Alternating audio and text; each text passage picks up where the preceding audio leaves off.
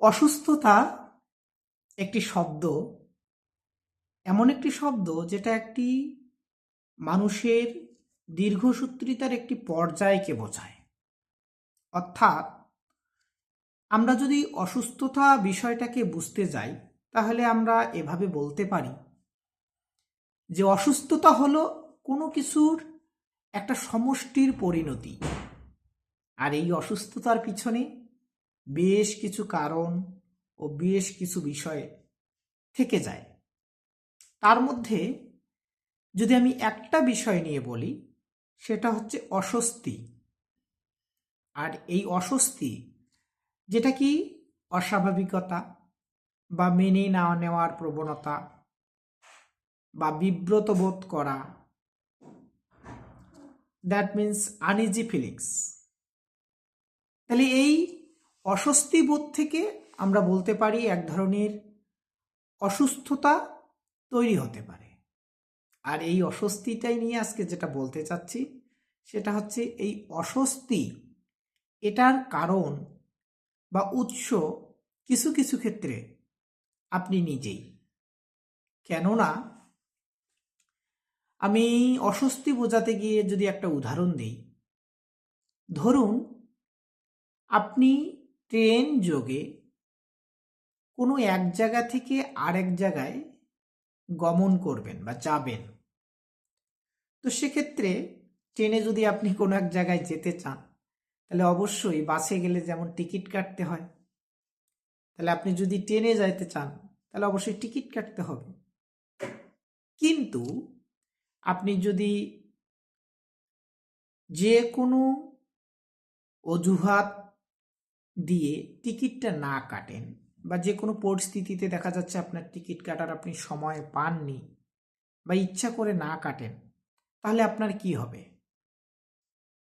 দেখা যাচ্ছে আসলে ট্রেনদের টিটি অর্থাৎ ট্রেনের যারা টিকিট চেক করে, যাদেরকে টিটি বলে, তারা যে টিকিট চেক করতে আসতেছে কিনা এটার জন্য আপনার মধ্যে এক ধরনের অস্বস্তিবোধ তৈরি কাজ করবে। আপনি সর্বদাই লক্ষ্য রাখার চেষ্টা করবেন যে আসলে টিটি কখন আসতেছে বা কখন আমাকে চেক করবে। এই যে আপনার একটা জড়তা কাজ করবে, যার কারণে আপনি স্বাভাবিক একটা অবস্থানে থাকতে পারবেন না।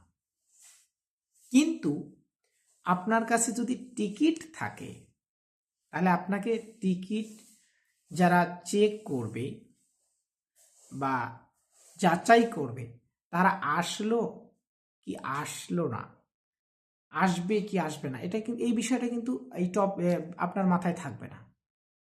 কিন্তু আপনি যদি টিকিট না কেটে ভাড়া ফাঁকি দিয়ে ট্রেনে যেতে চান বা যাওয়ার ইচ্ছা রাখেন, তাহলে কিন্তু আপনার স্বতঃস্ফূর্তভাবেই আপনি একটা অস্বস্তির মধ্যে থাকবেন এবং আপনার মধ্যে অস্বস্তি কাজ করবে। এবং এই যে একটা এখানে যে অস্বস্তির মতো একটা বিষয় আপনার মাঝখানে তৈরি হলো, এই অস্বস্তিটা থেকে আপনি কি করবেন? এটা আপনার ব্রেইনে একটা এক্সট্রা স্ট্রেস দেবে, চাপ দেবে।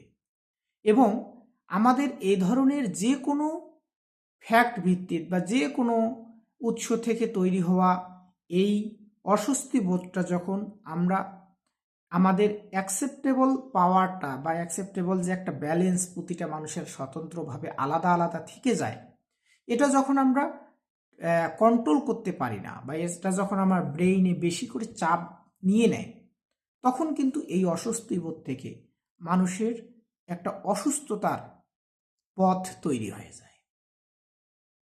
তো আসলে এটা আজকে এটাই বোঝাইতে চাইছিলাম যে আসলে আমরা যে বিভিন্ন অস্বস্তি বোধে করে থাকি, অস্বস্তি বোধ করে থাকি বা অস্বস্তি বোধে ভুগে থাকি, তার কারণ আমরাই কিন্তু।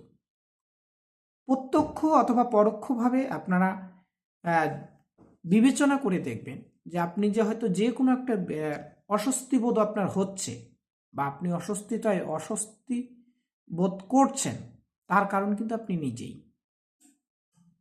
কারণ আপনি হয়তো যেটা চাচ্ছেন সেটা পাচ্ছেন না, অথবা যেটা পাচ্ছেন সেটা আপনার নিজের মতো করে পাচ্ছেন না। এই অস্বস্তি বোধগুলাকে এড়ানোর জন্য আপনি নিজেই একটু চিন্তা করে দেখবেন বা ভেবে দেখবেন যে আসলে আমার যে অস্বস্তি বোধের কারণ সেটা আমি নিজেই কিনা। এবং আপনি যদি ভেবে এটার একটা ইতিবাচক ফল বা নেতিবাচক ফল যেটাই হোক না কেন আপনি যদি বের করতে পারেন তাহলে অবশ্যই আমাকে কমেন্ট করে জানাবেন। আর যদি আরও কিছু জানার থাকে সেটাও কমেন্ট করে জানাবেন। আর যদি আমার কথাগুলো ভালো লেগে থাকে তাহলে অবশ্যই লাইক, কমেন্ট ও শেয়ার করে সাথে থাকবেন। ধন্যবাদ।